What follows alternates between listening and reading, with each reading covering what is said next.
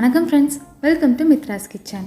இன்றைக்கி நம்மளுடைய மித்ராஸ் கிச்சனில் பார்க்க போகிற ரெசிபி ரொம்பவும் சத்தான, அது மட்டும் இல்லாமல் ரொம்ப ஈஸியாக பண்ணக்கூடிய பசலைக்கீரை கடையல் எப்படி பண்ணுறதுன்னு பார்க்கலாம் வாங்க. அதுக்கு முன்னாடி நம்ம சேனலை சப்ஸ்கிரைப் பண்ணலன்னா மறக்காமல் சப்ஸ்கிரைப் பண்ணுங்கள், பக்கத்தில் இருக்க பெல் ஐக்கானை ப்ரெஸ் பண்ணுங்கள். இப்போ செய்ய ஆரம்பிக்கலாம். கடாயில் 2 டேபிள் ஸ்பூன் அளவு எண்ணெய் விட்டுக்கலாம். நம்ம இந்த கடையிலுக்கு தேங்காய் எண்ணெய் கூட யூஸ் பண்ணலாம். எண்ணெய் காஞ்சதும் இதில் 1/4 கப் அளவு துவரம்பருப்பு சேர்த்து இந்த துவரம்பருப்பு வந்து நல்லா பொன்னிறமாகிற வரைக்கும் நம்ம வறுத்து விட்டுக்கலாம். பொதுவாக துவையல் பண்ணும்போது கடையல் பண்ணும்போதெல்லாம் துவரம்பருப்பு சேர்த்தோம் அப்படின்னா நல்ல வாசனையாகவும் நல்ல டேஸ்ட்டாகவும் இருக்கும். இப்போ இந்த துவரம்பருப்பு வந்து நல்லா பொன்னிறமானதுக்கப்புறமா இதில் 2 காஞ்ச மிளகாய் சேர்த்து ஒரு 30 செகண்ட் போல் வதக்கி விட்டுக்கலாம். இந்த காஞ்ச மிளகாய்க்கு பதிலாக பச்சை மிளகாயும் சேர்த்துக்கலாம், அதுவுமே ரொம்ப நல்லாயிருக்கும். இந்த பருப்பு வேக 1/2 கப் அளவு தண்ணி சேர்த்து ஒரு 10 நிமிஷம் போல் இந்த பருப்பு வந்து வேகட்டும். நம்ம இந்த பருப்பு எல்லாமே கடைய தான் போகிறோம், அதனால் பருப்பு வந்து ஃபுல்லாக வேகணும் அப்படின்னு கிடையாது, இந்த அளவுக்கு வெந்திருந்தால் போதும். அடுத்து 10 பல் பூண்டு வந்து கொஞ்சம் அதிகமாக சேர்த்தோம் அப்படின்னா நல்ல டேஸ்ட் தரும். அடுத்து ஒரு மீடியம் சைஸ் அளவு வெங்காயம் சேர்த்து எல்லாத்தையும் நல்லா கலந்து விட்டுக்கலாம். இந்த வெங்காயம் வந்து கண்ணாடி பதத்துக்கு வர வரைக்கும் நம்ம வதக்கி விட்டுக்கலாம். நம்ம மத்தில் கடைய போகிறோம் அப்படின்னா இந்த வெங்காயம் பூண்டு எல்லாமே கொஞ்சம் சின்னதாக கட் பண்ணி சேர்த்துக்கலாம். நம்ம பிளெண்டர் அப்படின்னும் போது நம்ம பெருசாக கட் பண்ணி சேர்த்தாலும் அது வந்து நம்ம பிளெண்ட் பண்ணும்போது அரைஞ்சிடும். இப்போ இந்த அளவுக்கு வெங்காயம் வதங்கினதும் அடுத்து நம்ம இதில் தக்காளி சேர்த்துக்கலாம். இதில் ஒரு மீடியம் சைஸ் அளவு தக்காளி பழம் சேர்த்து இது எல்லாத்தையுமே நல்லா கலந்து விட்டுக்கலாம். இந்த தக்காளி பழம் சேர்த்துட்டு ஒரு நிமிஷம் போல் இது எல்லாத்தையுமே நல்லா கலந்து விட்டுக்கலாம்.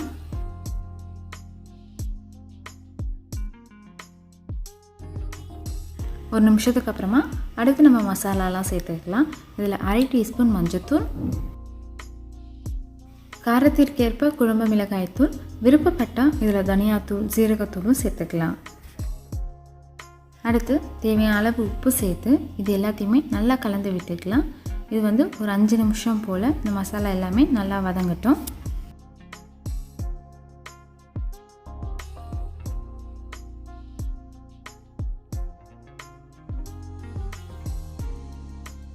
அஞ்சு நிமிஷத்துக்கு அப்புறமா இந்த மசாலா பூண்டு வெங்காயம் தக்காளி எல்லாமே நல்லா வதங்கிடுச்சு.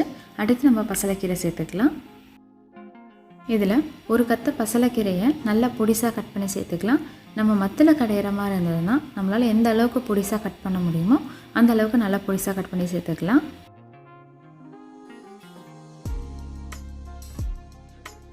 இப்போ இந்த கீரையை சேர்த்துட்டு இது எல்லாத்தையுமே ஒரு 30 செகண்ட் போல் நல்லா கலந்து விட்டுக்கலாம். நம்ம ஃபஸ்ட்டு இந்த கீரையை சேர்த்துட்டு பார்க்கும்போது நிறைய இருக்கிற மாதிரி இருக்கும். இது கலந்து விட்டுட்டு பார்த்தோம் அப்படின்னா இது வந்து கொஞ்சம் கம்மியாக தெரியும். பாருங்கள், கீரை வந்து ஃபஸ்ட்டு போடும்போது இந்த கடாய் ஃபுல்லாக இருக்கிற மாதிரி இருந்துச்சு. அதுக்கப்புறம் நம்ம கலந்து விட்டு பார்க்கும்போது கொஞ்சம் கம்மியாகவே ஆயிடுச்சு. அதுக்கப்புறமா நம்ம புளி தண்ணி சேர்த்துக்கலாம். புளி தண்ணிக்கு ஒரு நெல்லிக்காய் சைஸ் புளியை கொஞ்சம் தண்ணியில் ஊற வச்சுட்டு இந்த புளி தண்ணி வந்து கட்டியாக சேர்க்காமல் கொஞ்சம் தண்ணி மாதிரியே கரைச்சி சேர்த்துக்கலாம். இப்போ இது வந்து ஒரு 5 நிமிஷம் போல் இந்த கீரை எல்லாமே நல்லா வேகட்டும். 5 நிமிஷத்துக்கு அப்புறமா இந்த கீரை வந்து நல்லா வெந்துடுச்சு. உங்களுக்கு ஃபஸ்ட்டு பார்க்கும்போதே தெரியும் இந்த கீரைனுடைய கலர் வந்து நல்லா சேஞ்ச் ஆகிருக்கு. அதுக்கப்புறமா இது வந்து நம்ம மத்துலேயோ இல்லை எலக்ட்ரிக் பிளெண்டர்லேயோ கடைஞ்சி எடுத்துக்கலாம். இப்போ இந்த அளவுக்கு கீரை கடைஞ்சி எடுத்துகிட்டு அடுத்து நம்ம தாளிப்பு போட்டுக்கலாம். தாளிக்கிறதுக்கு கொஞ்சமாக கரண்டியில் எண்ணெய் விட்டு வெங்காய வடகமும் கொஞ்சமாக பெருங்காயம் சேர்த்து தாளித்தோம் அப்படின்னா நம்மளுடைய அட்டகாசமான பசலைக்கீரை கடையல் வந்து ரெடி ஆகிடுச்சு. கண்டிப்பாக எல்லாருமே விரும்பி சாப்பிடுவாங்க. நீங்களும் ட்ரை பண்ணி பார்த்துட்டு உங்களுடைய ஃபீட்பேக்கை எங்களுக்கு கீழே கமெண்ட்டில் சொல்லுங்கள். உங்களுக்கு இந்த வீடியோ பிடிச்சிருந்தா மறக்காமல் லைக் பண்ணுங்கள், ஷேர் பண்ணுங்கள்.